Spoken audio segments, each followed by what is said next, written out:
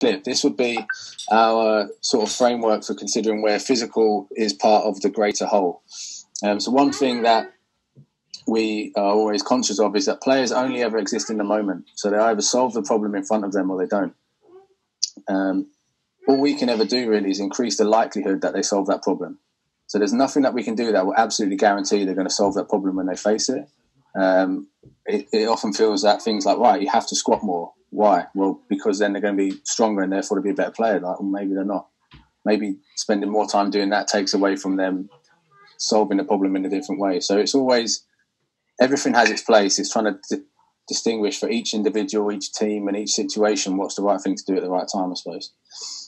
So this would be just what we're really conscious of. This is obviously our speciality down here. Can you see my arrow as well? Yeah.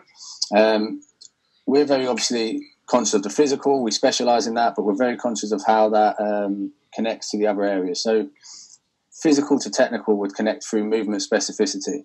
For the coaches who may have not heard of a guy called Bondarchuk, he was a hammer thrower, a hammer coach, and he a thrower and coach.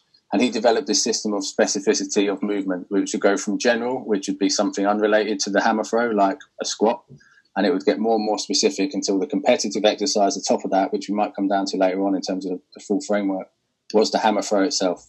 So technical up here would be an actual sprint or movement that you see in rugby, and physical, less specific, might be the underpinnings of that, which might be a squat or a jump or something like that.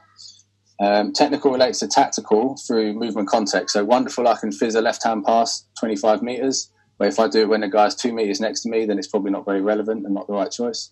And then this is the most important one for us, I think, in terms of how we think and solve problems, how the tactical relates to physical. So what you see will be completely related to what you have the ability to do.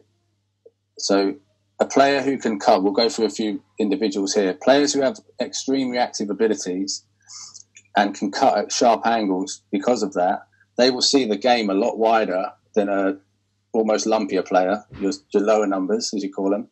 They will see the game more like this because they haven't got the physical ability to overcome their mass, which have got big. So it's not just that they're not strong, it's that they're also heavy.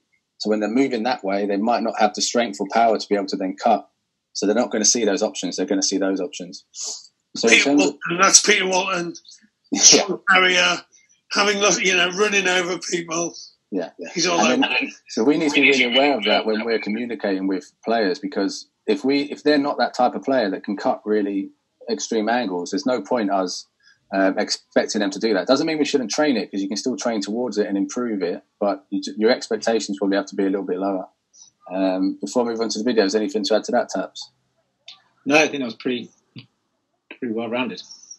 So ultimately, that we're seeing everything all the time, and when we see a particular situation, we're trying to discover, well, where's the weak point here? Is it physical? Is it technical? Is it tactical?